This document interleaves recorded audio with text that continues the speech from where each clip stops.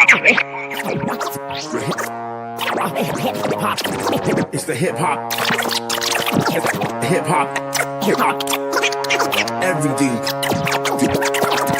everything podcast. It's your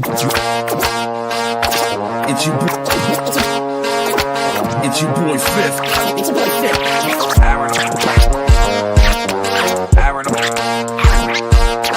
Aaron all-nighter.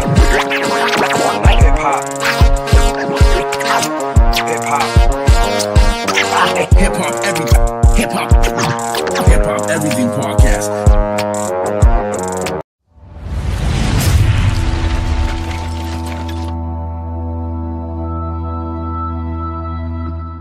It's GM, E Becker, BK, NY, what am I? See us fuck these tunes up, hentai. But when I point sign language, stick your hands up. Double tapped after the symbol, hitting like a snare drum. They said the world is yours, so I ain't giving back the planet. In the stool, shadow boxing the moon like NASA planned it. They see my name listed, heart stops, rappers panic. Anxiety before the bars drop, after Xanax. Moses notorious with God when he smashed the granite. Now the prophet about to make it big off of crack commandments. That might call me to a better profession. Not a rapper stuck to bags like a delicatessen. A man beast in the field, King Nebuchadnezzar. Dig for groundwater, I work well under pressure. Now the bread elevated, I'm flying with J's. It's just 23 and me, but you can try to relate.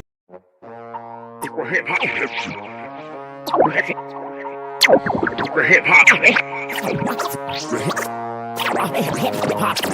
It's the hip hop,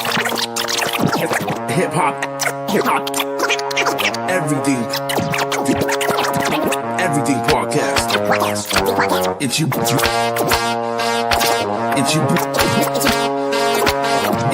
Fifth.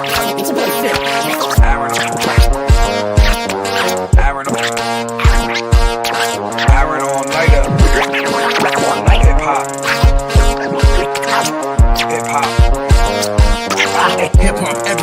Hip hop, everything podcast.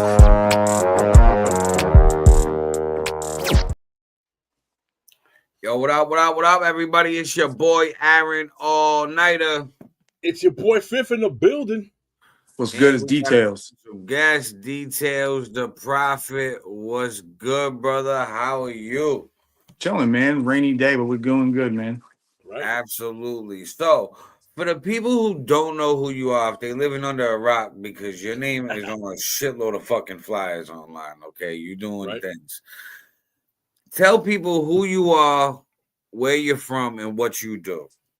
I am Details the Prophet. I'm from 401 Rhode Island. Currently living outside of Providence. I'm a hip hop artist and a visual artist too. And I represent Grind Mode, Full Blast Booking, Bars Over Bars, and my own William Dennis Foundation and Vision for Violet, my own nonprofits that I work with. Oh, damn. Yeah. Okay, word. So, how did you get into the music, and what inspired you to start rapping? As a kid growing up, I grew up in Providence. I lived everywhere from Silver Lake, South Side, East Providence. I lived all over the state, but hip hop was everywhere. Graffiti really piqued my interest. Besides the beats, graffiti as a young kid, graffiti and dancing was like the first things. I don't know. I was obsessed with graffiti. Word. And then I started freestyling, battling young, and I stopped for a very long time. Took a little detour into knucklehead land, and then I started again really started in 2020. I was battling online and didn't know what was going to come of it, to be honest. 'Cause I started a little, and then it led to a couple attempts at live battling. I got ducked a couple times at live battles, so it was cool. It was still a cool experience. But then I linked with Grind Mode around that time, and I'm a family man, so my how that is with time. I had to kind of pick, like, what am I going to spend my time doing, like writing and rehearsing, and then for someone not to show up, or music in the grind mode, the cipher experience kind of got me towards writing and doing that more than the battle and stuff. How many different ciphers are you on with grind mode? I know grind mode's got like, I know they have different branches too. They have like the barbecue bars. They have like Yeah, different like call them like alleyways. Like how many different ciphers are you on with them? I'm on. I think I've done about 40 with them. Damn. I Holy think I've shit. done about 40 ciphers with them. I've done uh few featured ones like with featured artists, Copyright and Master Ace, Block McCloud, Diabolic. I'm gonna forget. So my no disrespect to for who I'm forgetting. Mickey Fax, the one you guys played, that was in Brooklyn. And then they do a few series. Like we did a live one in Brooklyn not too long ago. At Secret Pour in DeKalb Ave in Brooklyn. So I've done about 40 with them. That's crazy. Yo, so Yeah. how did you get the chill? I And was hang out with expecting to Block hear McCloud? like a lower number than 40. 40. I know. I was like, holy shit. It's only been a few How's years Block McCloud? too. How's Block McCloud as a person? You get to like talk to him and chop it up with him. You know what's funny is like I was telling you guys like I'd spent a good amount of time away from hip hop, right? Not away from it, but like being like creatively. And the first event I was at, Block McCloud was at, and when I was still like freestyling a lot and doing that thing in like the early 2000s, I remember Block McCloud, but like I hadn't seen or any, I hadn't really been tuned in.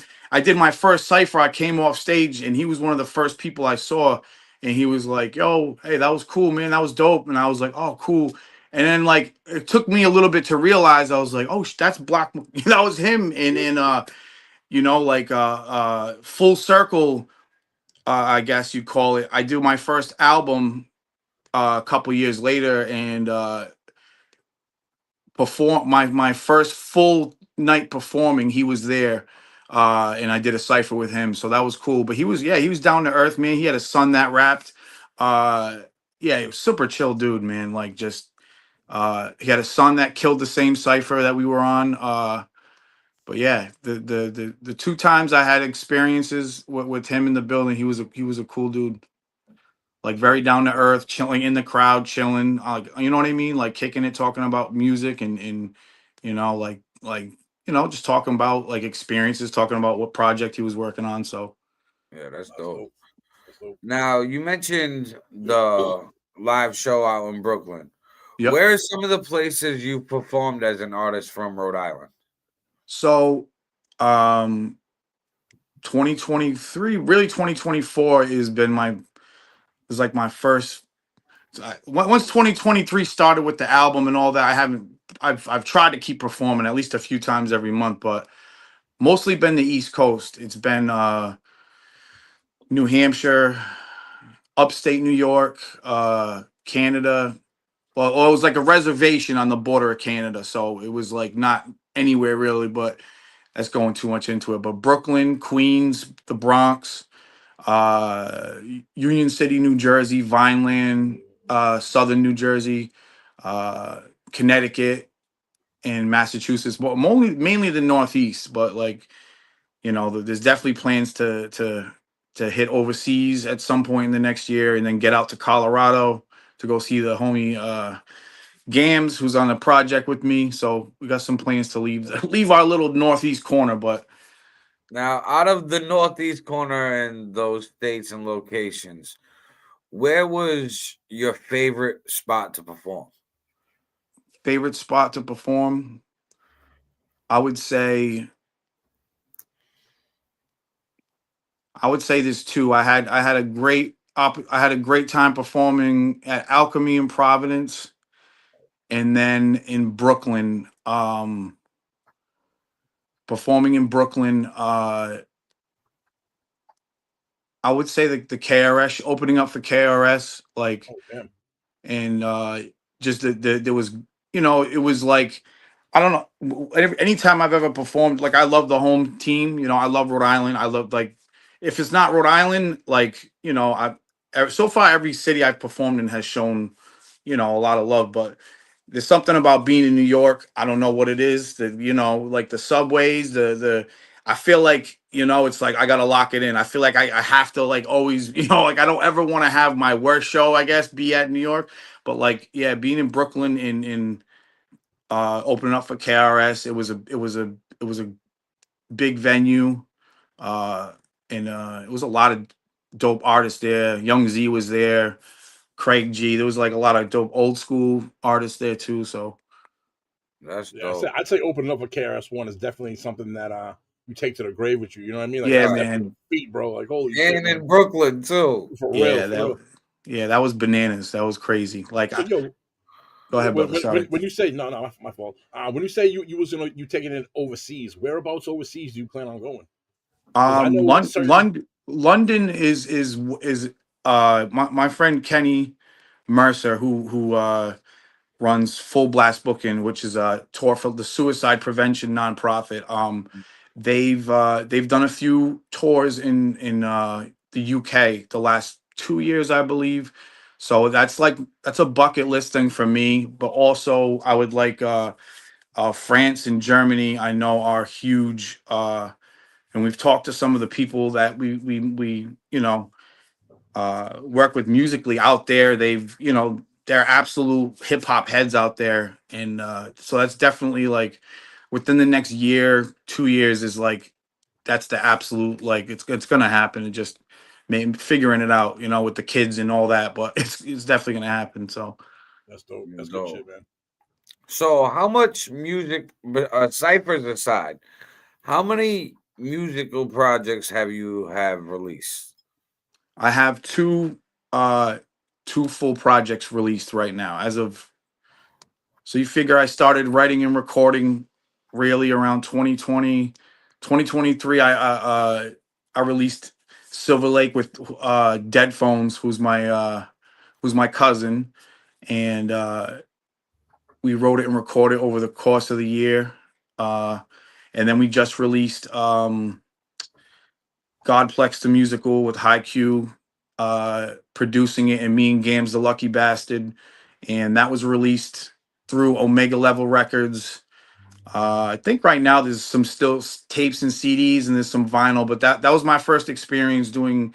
I guess you'd call it like a planned production release with like scheduled releases and stuff like that. So that was a cool experience. There's two other group projects in the works right now with Two Face Media.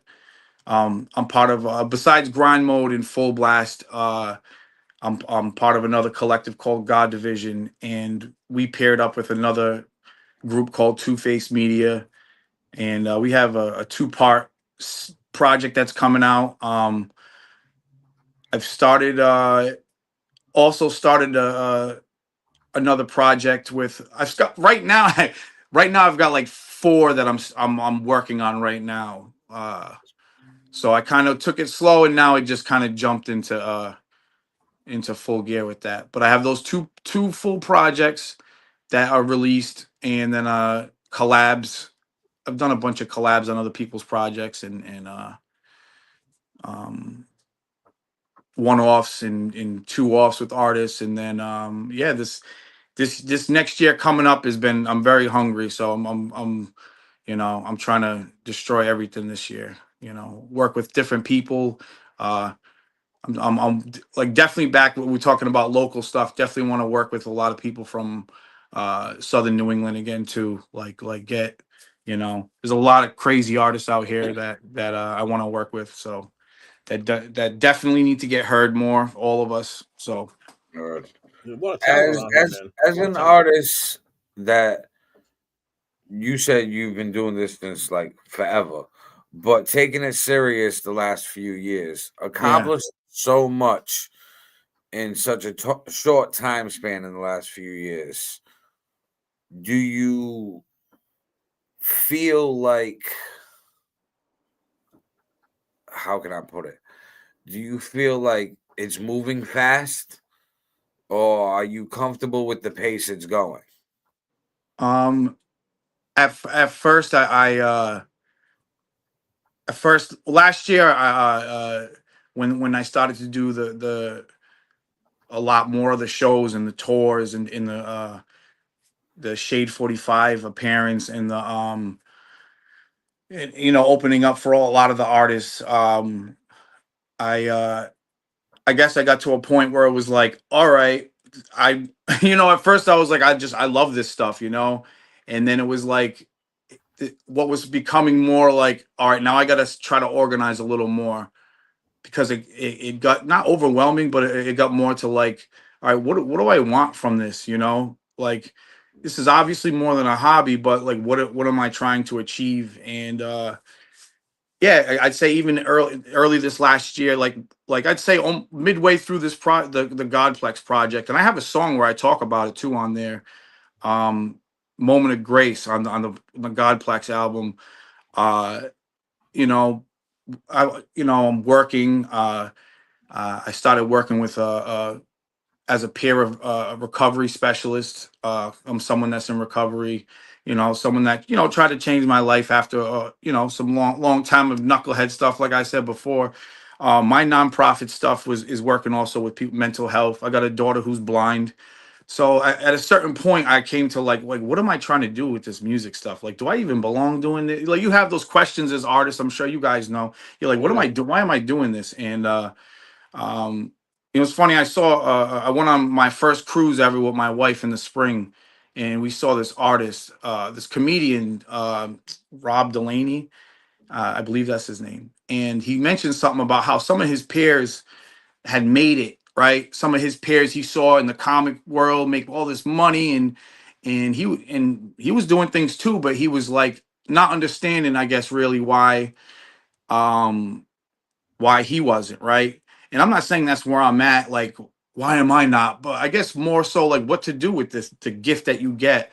And Right. he made a statement like, God gives you these gifts, or whoever gives you these gifts, put it out there, give it to the people and just go from there. And I kind of like the way he said that. And pretty much since not that moment, but around that time, I've tried to stick to that. Like, hey, we got a short time on this earth. Like, try not to overthink it so much. Try to make the best decisions as possible, and make music that feels good, like to make, like take 'Cause advantage of as opportunities. artists, that's always the biggest hurdle. Yeah, Finding out, okay, cool, I'm good at this. Now what? Now yeah. I do this. Where do I go with it? And making the time, putting in the consistency, putting in the work, and that's a big hurdle. So that's why I wanted to ask that. Now, you had mentioned your nonprofit. Now, your art not only gets your art out to the world, but it gives you opportunities to talk about that and explain that a little bit more. So I mentioned Dead Phones, who's Dead Phones is my cousin. Like growing up, you know, that was my he's the same age as me, so hip hop, me and him kind of like, breakdancing together, graffiti, whatever it was. We kind of like always tackled that stuff together. As we were making this project, I was doing a lot of like, not yet. As I was doing Silver Lake, the first project, uh, I was doing a lot of like knock your head off stuff, right? And he's like, "Are you going to talk about where you were for the last 10 years, why you weren't making music, or why you never?" And I was like, trying to ignore it. And he's like, "Dude," he's like, "Talk about it." He's like, "I'm telling you." And I kind of ignored it. And then he gave me a beat, and it was like a beat with like he played the guitar on it. He had the ambulance and rain. I was like, all right, I get where you're going, bro. Like, so I have a song where I talk about my father's I'm talking to my dad's grave. And sometimes we lose people, and we feel kind of fucked up about having anger towards people we lose, and it's weird. So I'm kind of just talking to my father like what the fuck did you leave me with? But I love you, but what? So that kind of like spurred the idea, some ideas about working with mental health more, using possibly using the music to do something more with it. And I had met Kenny Mercer, and he does suicide prevention tours, and I started working with him around the time that album was released. And he's mentored me in the last 2 years or so about working with mental health, and I eventually started my own nonprofit. And I don't do as much with it, um, you know, as I say I'd like to, but I still anytime time I can, I'll use it to represent what I'm doing. Like we did a hip hop for the homeless, or my daughter's blind, so we'll do. We did a walk for the blind using William Dennis, or Vision for Violet, which is I guess you call it, branch of it. So yeah, seeing the what Kenny did, Kenny gets a lot of these legend artists from back in the day, and even some new school boom bap artists, and you know, and the messages like, hey, especially as men, like we don't talk about shit, bro. It is what it is. We suck it up, and I'm probably the worst culprit. I almost killed myself last year working. So I'm like, all right, you know what? Let me just bite the bullet and talk about it. So at those events, I try my best to talk about it a little bit. And after shows, people would come up to me and doing that. The song's called Hey Pops. And in the song, I'm talking to my father's ghost, and I talk about, violence. I talk about incarceration, talk about suicide attempts, addiction. And after the show, people would come up to me and be like, yo, of all walks of life too, from the most gangster whatever to just a lady sitting in the corner with her husband not even there for the show, like you. And my wife was like, yo, like maybe you should do this as more of a thing, and she was right. And that journey, it's still building up, but kind of took a life of its own. And I can't say that it's this amazing thing going right now, but it is moving, and it is an opportunity to at least, connect to people, and have been able to help some people out. And it changed the career I do. I'm like, I was working in a tool shop before, and now I'm as a peer coach. So it definitely like started to move into my regular life, I guess you call it regular life. It's but like outside of Right. hip hop. But Yeah, so I love what you're doing, brother. You're doing a lot, and you've worked with so many people. A lot of artists have a problem working with others. How do you get over the hurdles of different work ethics with all of the collaborations you have under your belt? I'd have to say that I can be guilty sometimes of I feel like I'm either I can turn a verse around in an hour, or I'm like, you got to remind me. And I've been on both ends of that. I guess it's communication. What are you expecting out of this? If a lot of us, especially collabing to put music out, we're not working with labels. I mean, sometimes, but like a lot of times we're putting music out for the love. So I think sometimes getting a clear communication, like a lot of times I'll straight up ask, I'll be like, hey, when do you want this for? Like, give me a date. And please feel free to remind me, because you know how it happens. You start collabs with people sometimes, and they sit on the shelf. So I guess a lot of times it's that clear communication. Like, what is expected out of this? When's the deadline? What do you need from this? What do you need from me? And something I'm learning more is just being honest. Sometimes if your plate's too stacked, or give like, hey, I could probably get to this in 2 weeks, instead of just saying, oh, I'll have it right away. Or, I'm the worst sometimes, offender for that, man. I'm the worst offender for that. yeah, So many people want to do collabs with me, and I'm like, and at that moment, I'm like, yo, I'm hyped. I'm like, I'm ready. I'll get it. And then, like you, I got a family, I got a full-time job, and I do music at my house. I have a home studio here, so like I have access to a studio at my whim. And sometimes, like I have collabs right now from 6 months ago that I feel bad for the people. I'm like, fuck, man. I'm like, in the like I'd say the same thing. I'm like, please just feel free to remind me. I got a lot going on sometimes. Sometimes it slips out my mind, or what I mean, just getting those zones. Sometimes you just forget. I'm like, fuck, man. Sorry. you don't mean anything by it, and it's not. Life starts life, and It happens, man. You go sit down to record, and someone's like, hey, did you check the oil under my car, or whatever it is? And it's like, oh shit. You're sitting down to write, and then something, it's like it happens, Life happens. Yep. It's But tough. the- It's tough. I can imagine with you having you have a kid, so you have a wife. You said You have Yeah. a nonprofit organization. You do music. You have a job outside of that too. Like that's a lot to rotate. That's a lot on your plate to rotate and keep Yeah. everyone feeling like you're invested with them at that time. 'Cause you know what I mean? Like I that's have a very patient wife. thank God. My wife is the one who really got me going with the music thing, because in a lot of I have like men that I work with that in sobriety, and something I tell them is you have to have something in life besides work and home. And Mhm. my wife, I had like 3 or 4 years of sobriety under my belt. I'd stayed out of trouble. And my wife could tell. She was like, "You need something, dude." And in my head, I'm thinking like, I don't know. I don't know. And then the only thing I could think of that I liked through all the shit in life was hip hop.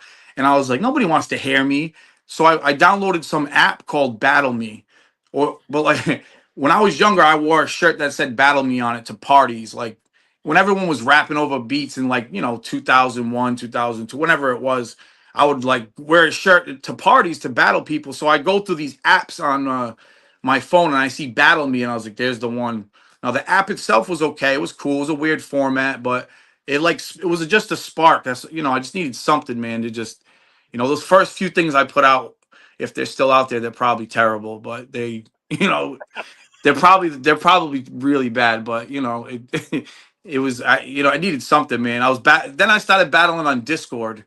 Like Discord had a bunch of battle leagues like 2019, 2020, and we did a few live battles like that, and then yeah, did the grind mode. Grind mode kind of got me meeting Lingo, AOK, Trip, and all those guys got me like motivated to keep it with writing and Those recording. boys got motion, man. Those boys got a lot of Yeah, motion going on, man. They're yeah. fucking. Are there any other like outside of Grimo? Is there any other like people you're facilitated with like that are an organization within themselves? So I definitely, you guys mentioned earlier, Bars Over Bars. They they Is that Hero the MC?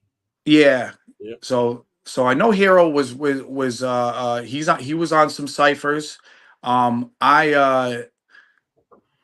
was I'd say it was the winter time, and Bo Dizzle was like, "Yo, there's an open mic in Providence." Slitty was doing an open mic. Yep. Slitty from Rhode Island, and I know him. so I went with Dizzle, and besides grind mode, I had still starting to venture out more. Like I had been out of touch with stuff for so long, so I got to meet a bunch of. I met J Rem, who does a lot of the shows for Bars Over Bars. I met Antoine Davis, King Handsome. Whoa, shout out King Handsome. He's Whoa. such a cool dude, bro. There he is. Yeah, that dude. The first night I performed there, I performed a song about police brutality. I had a song that was murdered by police, and we talked for a while that night, and he's been like a really cool supporter for this whole time, and so I met a lot of cool people there, and JREM was one, and through that I started to do some Bars Over Bar shows, and those are always cool events, man. The vibe there is such a, you know. So yeah, Bars Over Bars, Grind Mode, and also Halloween 222 is doing a show at FET, and you know, Bo Dizzle. Bo Dizzle's been a little networking guy there, like plugging me into some of these spots too. But Grind Mode and Full Blast were definitely catalyst for it as well. Absolutely. Dope. So, what's on your plate in the next 6 months? Next 6 months, I've got the group collab coming out soon, but and then me and Lingo and a bunch of the Grind Mode guys for over the course of a year, we hit the studio up pretty hard. We'd get in, he'd make a beat on the spot, we record, and we did it a lot. So he's got a lot of that music dropping over the next 6 months to a year. And I'm starting, so I'm still doing collab work in projects that are in the works and gonna get released. Probably a Godplex 2, I'd say, within the year. But solo stuff it starts again pretty much. Like, I have some solo work done, but you know how it is. Like, you listen to an old song and you just want new stuff. You know, you want new beats all the time. You know. Bro, it's the worst. That's like the worst thing as artists for us is like what we've done before. I can top that. I can do better. That's old, but it's new to someone who hasn't heard it. You know what I mean? It I'm is. the same way. You are. You're right though. Bro, I got a computer. I I'm just the got worst. over that hurdle. I just got over that. I was watching an interview with Russ actually, and Russ was like, "Yo, just drop that." He was like, "Just drop it." He was like, "That's what I did for a year." He was like, "I dropped a new song every week." He was like, "Some of them I didn't like anymore." He goes, "There's some of them I don't even listen to anymore." He goes, "Somebody likes it." It's true. And I mean, I was like, "Hey." There's a song that I perform, and I honestly I'll perform it, and I'm a knucklehead for it because people will be like, "Yo, where can I find that song?" And I'm like, because when I listen to it in the car when I'm rehearsing, I'm like, I don't want to put that song out. But then, like, I don't know, it happens, man. Yeah. Bro, But that's yeah, the next 6 months, and with, I don't know if it's gonna happen within exactly 6 months, but I'm gonna start planning a tour. Um, for myself. I'm not sure what, like, who I'm going to add on to it or what, but you know, you guys are very entrepreneurial, or you're motivated. So you get a lot of this stuff. You got to push yourself through. And I know you absolutely. guys get it. You guys get it. I want to, like, just uh start hitting up fam that I've collabed with in other states and set up a tour that way. I've seen a few people do it that way, and this next year is going to be a lot of that, of setting up tours that way. Still plugging with the people I've been working with, but I'd say for the next 6 months, that's probably going to be one of my main goals and focuses, is getting a tour started, and just trying to figure out how to execute that with financially making the most out of it. Not money, but, like, you know, Making it going to a state and making sure I can hit a bunch of spots, and or go to one spot and try to be able to hit as many areas, and you know, facts. absolutely. You Well, gotta make it work. You brother, gotta make it work for yourself. we appreciate you having you on. Wish we could no, I have you on. appreciate you guys. But we got the show coming up at 6, and we're gonna chop this up. So you're gonna find clips of this all over the place. It's gonna be chopped into clips, have captions, all of that. That way you can put it on your social medias. I'll send it to you. And yo, you're doing a lot, brother. You yeah. got so much on your plate. Keep doing what you're doing. Yo, you too, man. You too, bro. Dude, yeah. I look on your page. I was looking at your page the other day, and I was like, man, this dude's on point with the posting on your social media. It was like, man, I got to get back to posting like that, bro. You too, Fifth. I was looking at your page too. You guys definitely, I know it's very important to be consistent with that. I'm So not consistent like this man over here. no, bro. I This know, dude- but this man is yeah. on another level, bro. I can't Yeah, keep- I don't couldn't have no believe time in the how. day. I was like, this is still the same hour. Like, what is going on? I'm looking, Yeah.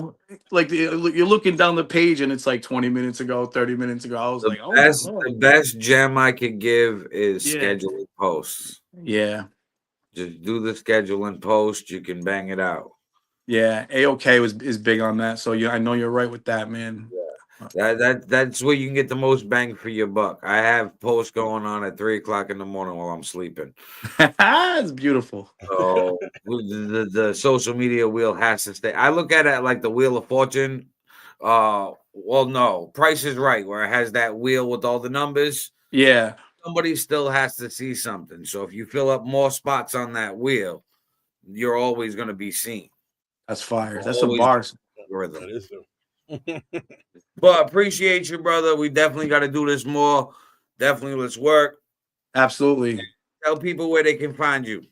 The way my name is spelled, Details the Prophet, everywhere on Spotify, TikTok,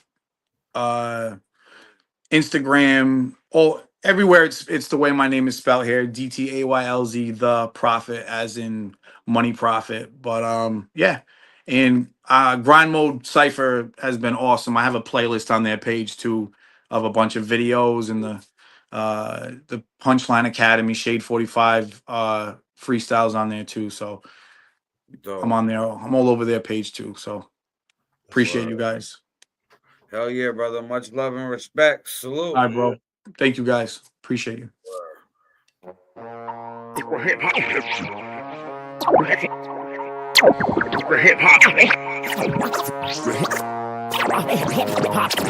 It's the hip hop.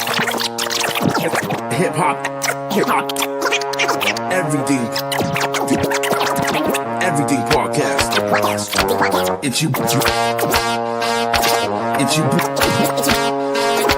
It's your boy Fifth.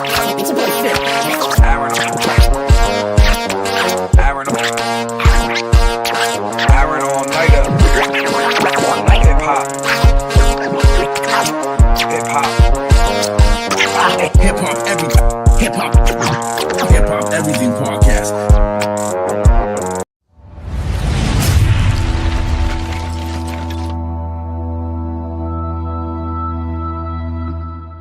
It's GM, E, Becker, BK, NY, what am I? See us fuck these tunes up, hentai. But when I point sign language, stick your hands up. Double tapped after the symbol, hitting like a snare drum. They said the world is yours, so I ain't giving back the planet. In the stool, shadow boxing the moon like NASA planned it. They see my name listed, heart stops, rappers panic. Anxiety before the bars drop, half his Xanax. Moses notorious with God when he smashed the granite. Now the prophet about to make it big off of crack commandments. The mic call me to a better profession. Not a rapper stuck to bags like a delicatessen. A man beast in the field, King Nebuchadnezzar. Dig for groundwater, I work well under pressure. Now the bread elevated, I'm flying with J's. It's just 23 and me, but you can try to relate.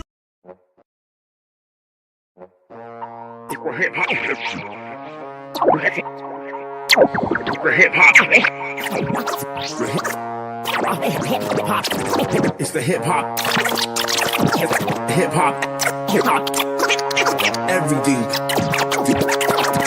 Everything podcast. It's you. It's your boy Fifth. Aaron